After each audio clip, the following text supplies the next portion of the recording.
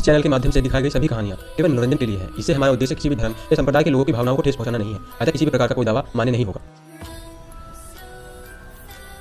Hello दोस्तों, मैं सचिन कुमार प्रजापति आपका स्वागत करता हूं अपने YouTube channel Hindi horror stories ocean में।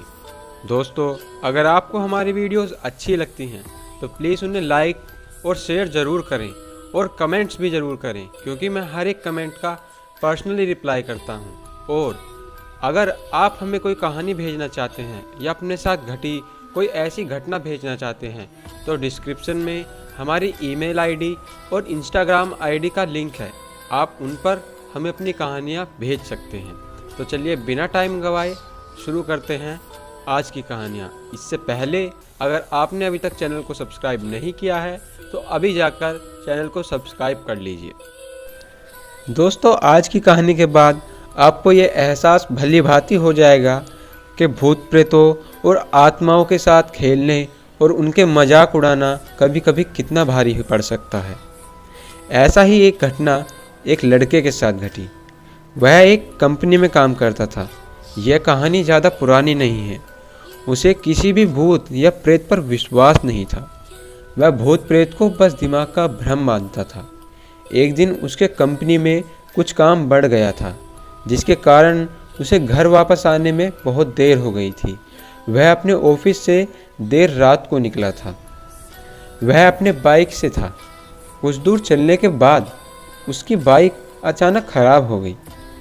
अब वह अपनी बाइक को पैदल ही लेकर चल रहा था, लेकिन जैसा कि मैं बता चुका हूँ, उसको भूत प्रेत में बिल्कुल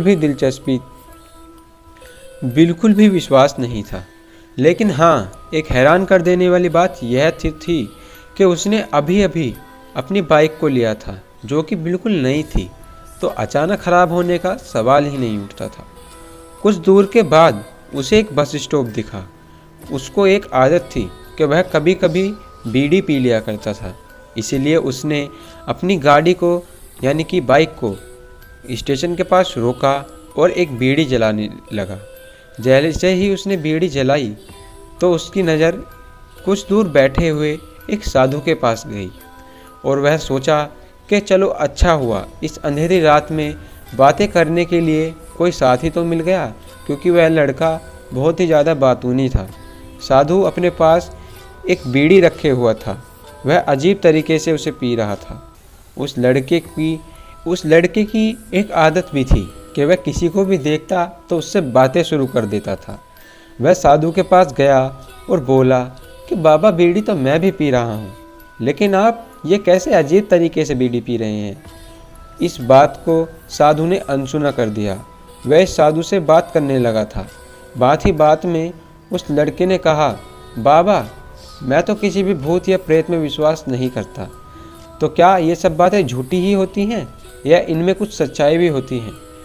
तब तक साधु कुछ नहीं बोला था, लेकिन इस बात पर साधु बोल उठा और साधु ने कहा, तुम भले ही भूत और प्रेतों को मानो या फिर ना मानो, लेकिन तुम यह ना कहो कि भूत प्रेत नहीं होते। यह सब कुछ होते हैं और हमें किसी का मजाक नहीं उड़ाना चाहिए। इस पर उस लड़के को थोड़ी सी हंसी आ गई और उसने कहा, बाबा, भूत? अरे क्यों मजाक कर रहे हो? भूत होते तो मुझे क्यों नहीं दिखते हैं? मैं तो उनका इतना मजाक उड़ाता हूँ, मेरे साथ तो आज तक कुछ नहीं हुआ। आप मुझे भी तो कोई भूत दिखाओ। साधु को लगा कि अब इसे ज़रूर भूत दिखाना होगा। साधु ने उस लड़के से कहा कि चलो मेरे साथ। वह लड़का निडर स्वभाव का था तो साधु के साथ चल दिया। साधु उसे एक शमशान घाट की ओर लेकर गया और उसने कहा कि ठीक है, अब तुम यहाँ पर बैठ जाओ।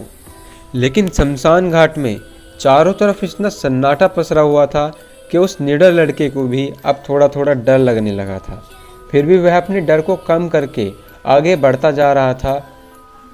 कुछ देर के बाद वह शमशान घाट पहुंच गए थे।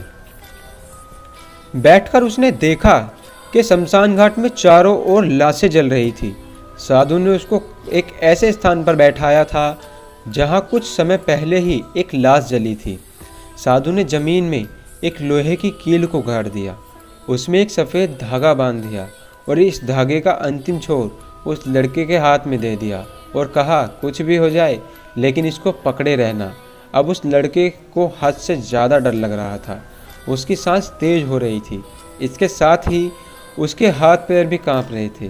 फिर भी उसने अपनी सेखी में उस धागे को पकड़े रखा, क्योंकि वह साधु को दिखाना चाहता था कि उसे भूत या प्रेतों से डर नहीं लगता है। साधु ने कुछ बतासे उसके चारों ओर जमीन पर रख दिए और सारे बतासों को उसके धागे के पास एक लाइन में रखा, और फिर वह साधु दूर बैठकर कहा कि अब तुम सावधान हो जाओ, अब कुछ भी हो सकता है। कुछ आत्माएं इन बतासों को खाने आएंगी।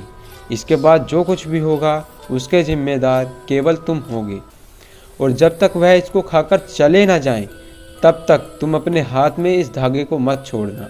यदि तुम ऐसा करोगे तो नुकसान तुम्हें ही होगा। फिर साधु ने मंत्र पढ़ना शुरू कर दिया।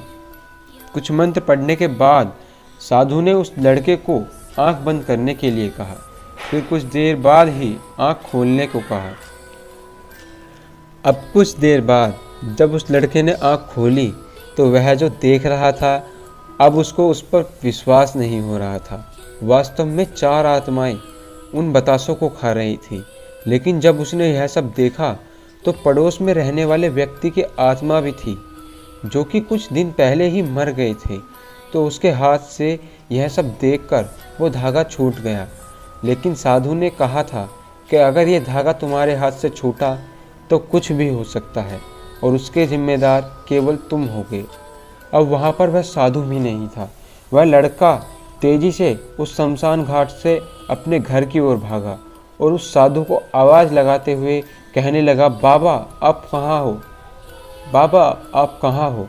जब वह अपने घर की ओर जा रहा था तो उसके पीछे से कोई उसका नाम लेकर बार बार उसे बुला रहा था। उसको पीछे से कई तरह की आवाज़ें आ रही थी। उस लड़के ने पीछे मुड़कर देखा तक नहीं। अपने घर जाने के बाद उसने यह सब कुछ अपने पिता से बताया। फिर वह अपने कमरे में सो गया। उसके माँ बाप ने भी उसे बहुत डांटा कि हमेशा इन सब चीज़ों का मजाक उड़ाना ठीक नहीं है। ये बातें तुझसे कई बार पहले भी कहा था, लेकिन तू नहीं माना। फिर क्या था, उस दिन के बाद उस लड़के की दिमागी हालत बेकार हो गई